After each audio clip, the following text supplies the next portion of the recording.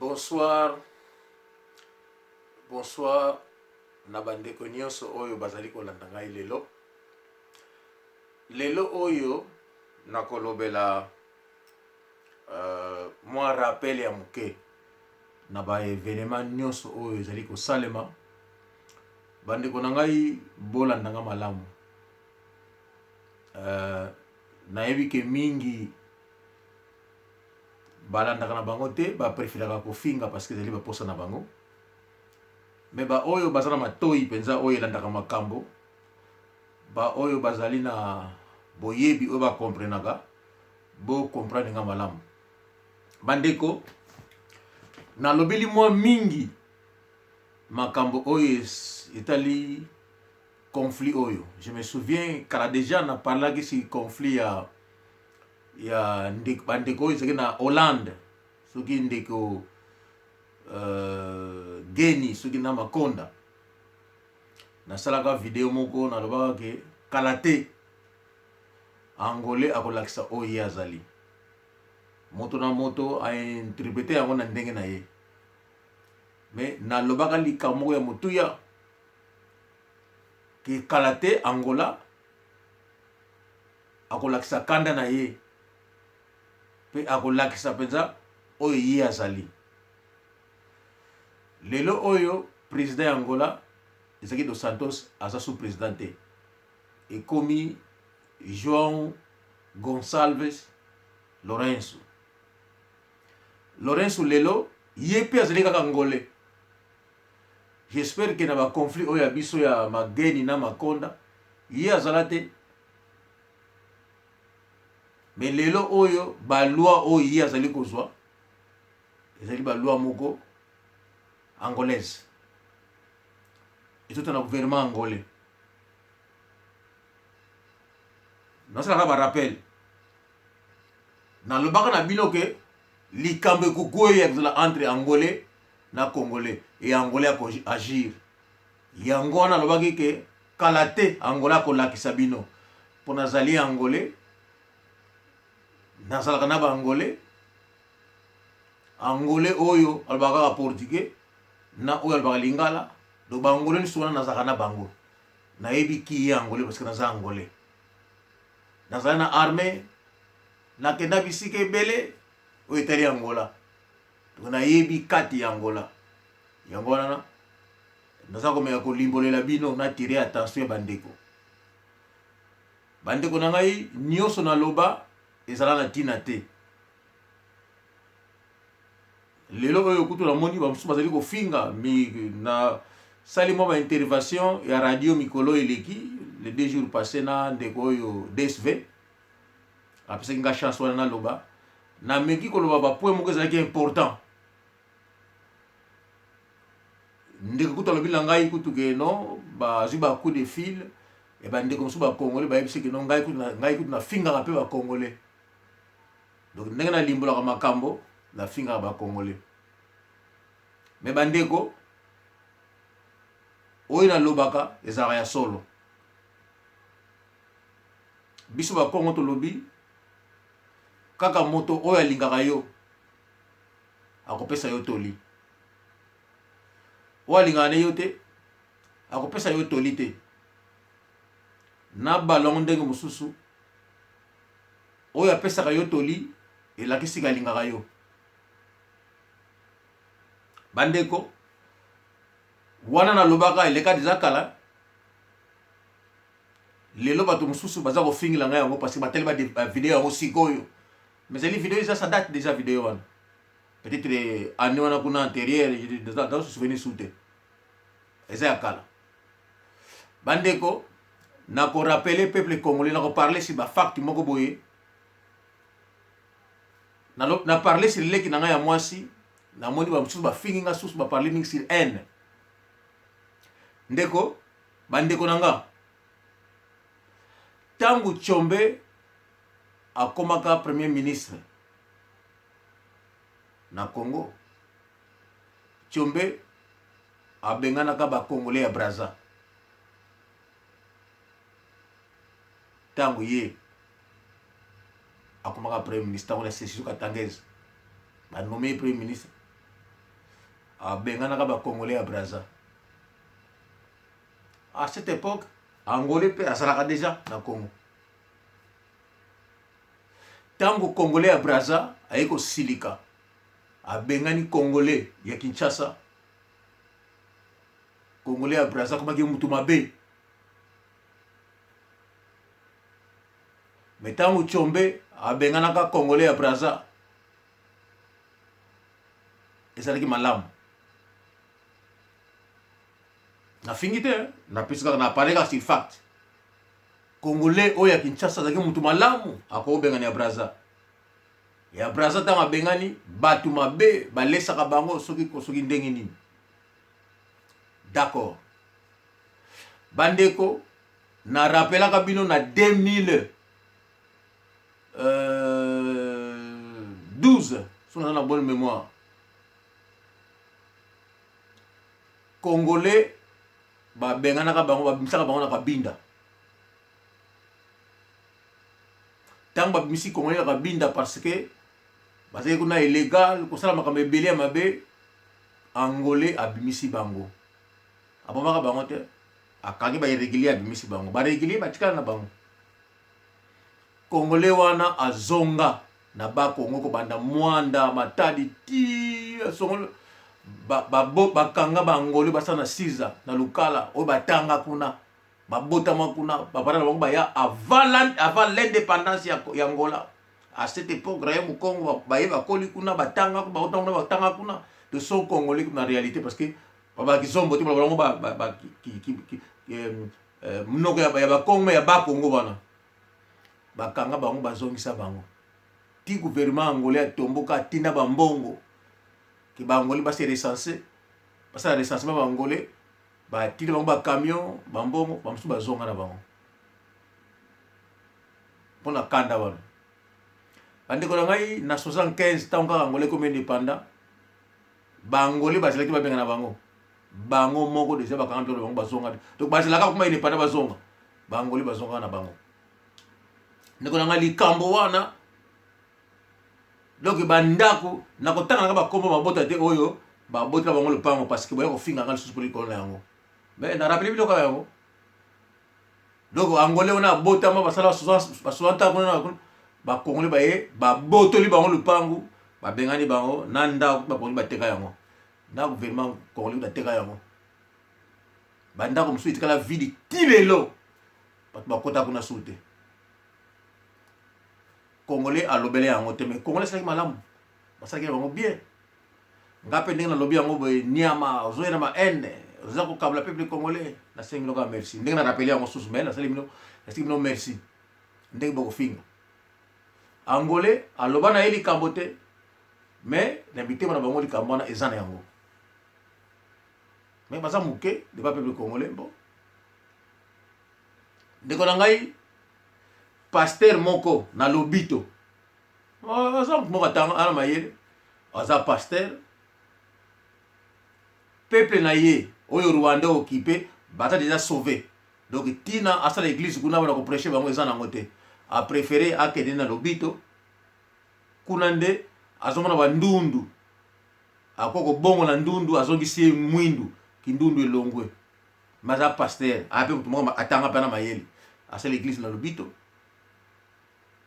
bandundu ya Congolais kuna asambeli bango te bazonga bakoma mwindu balonga kindundu ya albino wana mena Angola alinga sala yango aza convaincre balbino wangu bapese ti niveau ya 5 millions de kwanza da de 15 000 dollars 18 000 dollars po ye asambela ndundu wana abongo wana akoma mutu mwindu ndundu apesi ye mbongo asengaki akomi na niveau dans 2 jours 3 jours déjà okoma mwindu da ye bakiso mbongo musu bakiso 8 millions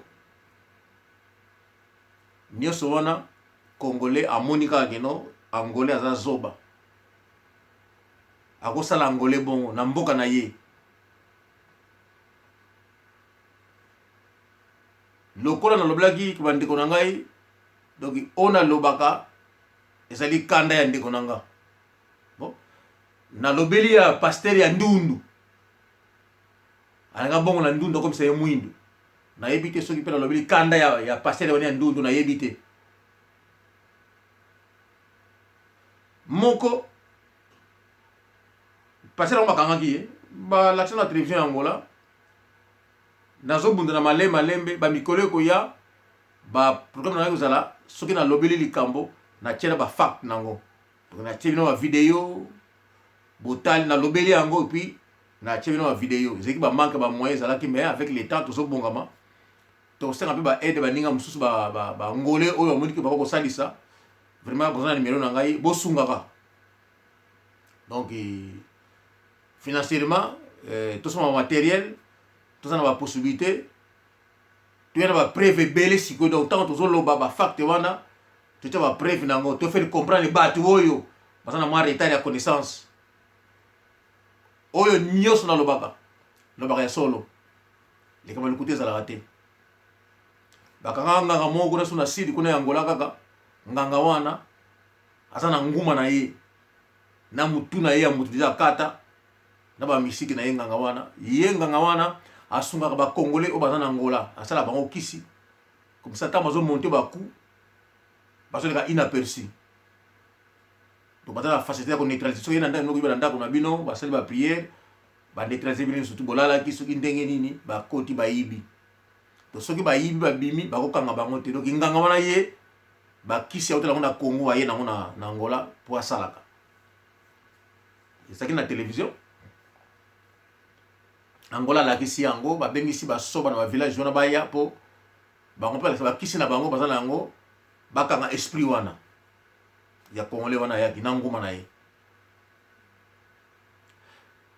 bande ko ngai na village moko na côté ya Lunda kuna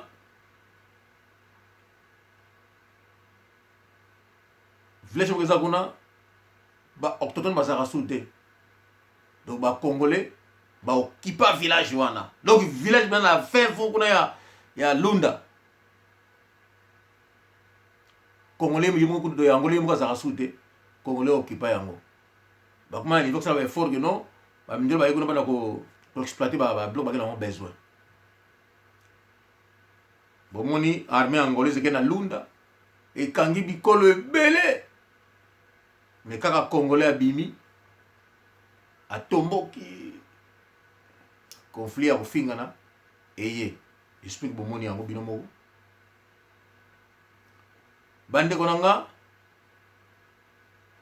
likambo oyo bozomona muke eza muke te na fongola bino lisusu tango mosusu bomona bakeno bangole oyo balobaka lingala babangaka oyo balobaka lingala lokola bino bosali bango bakoma oyo bango bazali lelo me ndeko na ngai bangole wana ntango bayaki bautaki Congo bazongi baki na esprit mosusu bandeko wana bazala pena bandeko mosusu na Angola oyo bakenda Congo te me bazali bandeko moko neti ngai mama na ngai azala bandeko mosusu babima Angola te babote bina mama na ngai tozongi na Angola tokuti bango na bana na bango bana wana ba prendre biso esprit mususu bazaki na oyo ezaki esprit angolais mais biso to apprendre bango te esprit congolais to tena ngokuna te to ye to za ko se comporter ki congolais bango ba biso oh mais oyo ezaki congolais oyo ezali comportement zairens avec le temps to comprendre différence wana comportement ya Congo to moni ke oyo ezali bunyama vous avez complètement dans la civilisation.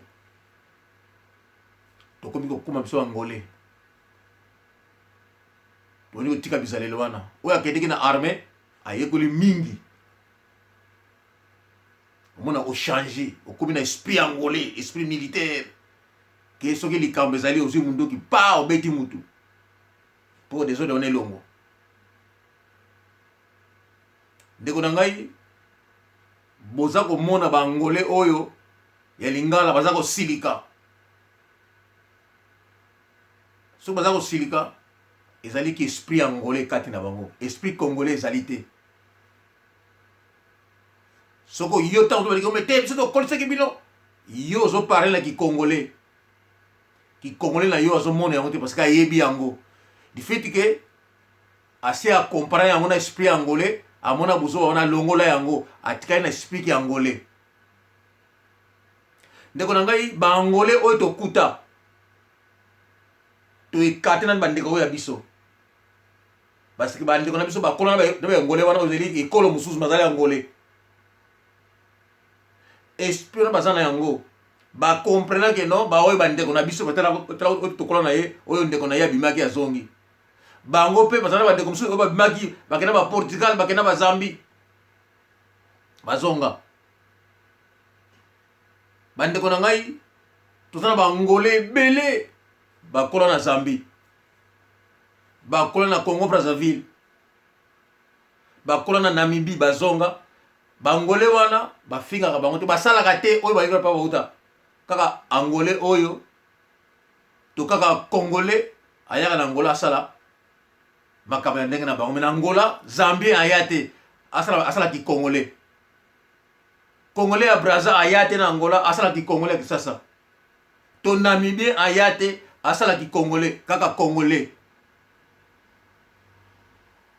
Donc une certaine spiritualité existe na peuple wana ezaka na mutu na bango ba ko expliquer yango parce que biso bangolais to ko expliquer yango te to zela ka pe bango balimbo la spiritualité wana ote to yaba bino to lesaka bino te est-ce que basana misile ko la kofi na mboka na bino donc yango ba explication ba pesa est-ce que bolata ko la congolais pour éviter ce qui ba explication yango zali suffisante pour angolais à convaincre angolais à accepter bango baya basala o bali ko sala na Congo na Angola bandeko na ngai na lobi yango mbale belé na bandeli yango susu lelo ndeko na ngai mokolo lisasi ya liboso ko beta na Angola ki paf Angola abandi ko boma ba congolais to ba paya na Angola bandeko na ngai mokolo na boko kamwa okomona keno na moto oyo yo kolaki na yesu ndenge keno za angolais okomona ya azwi munduki abomi yo mutu za koseka mokolo wana bokokamwa mokolo wana bokokanisanga que le monsieur azali kobenda biso matoi azali koloba na biso mais ezali haine te ezali jalousie Angola to angolais akozala jamais la jalousie ya congolais ndeko nanga bondimelanga Angola amonaka bozoba oyo congolais yaka nango mais bazalaki na bolingo ya peuple congolais bolingo wana ese sili babi eleki mingi ngai kutu nazomeka ko conseiller nameka ko kende na mitema ya bato na fongola bango ngai kutu za ko finga nga na ndenge buza ko finga nga bolingo zo mbunda na ko beta na ko bina na bana ko sepela bino tapsi yango bolingi na yebite soki baleli yango na part na bino ko sala bongo ayebite bandeko nalobaki mwana nakasolo machasa yoke futa abegona ki Congo keno mwana oyo alinga kasimba moto botika yazika bandeko nanga tozali kaka awa na pesi toli na ngai koki sikoyo namona ko parler si ba fact ozali réel ofinganga te etali bino etali wazo finganga mais les cas na ko ba ndenge salameli oyo ko blessé et blessé ce que ezali fact que no yoba ko boma yo so no yoba ko boma yo type zui o kamuka ayebisa kingai mena yoka kite mais yango ba réalité bandeko naza sona mingi te na loba na komi na niveau oyo pona fongola bino ke na changer sikoyo Lorenzo ngate na tindaki ye azo ba loi oyo za ko sala mais na yebisa ke bino déjà que no Angola ko changer angolais azana yima te amonaka mais yaki na patience na bolingo moko boye siko bolingo wana elongwe patience wana esili bango ndeko je pense que la mikolo ya bona ko kama bisa ke non batu mokili mo bana ko bunda na nzela bo pam na ngolé na congolais bazo bunda otu on ngote conflit moko boye bo moni ya bozoba mais ya bozoba te ezo uta na motema ya moto na moto moko azo saka na moninga moko alingi sikoyo ke no alakisa pe capacité na ye bandeko chance kaka nde na libanda baminduki toza nango te me na Angola minduki na bandako toza na yango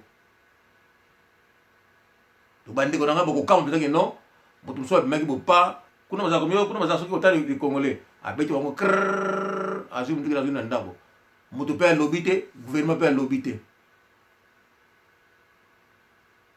nabendi bino matoyi bandeko na ngai ote ye oza ko nabendi bino matoyi napesi toli oyo aza na matoyi ayoka oyo pe aboyine koyoka eza kaka volonté na bino nasengi bino merci mingi nazaleka biso naloba sulu te nasuki awa mokolo malamu na bino nyonso tu mbote na bino ciao ciao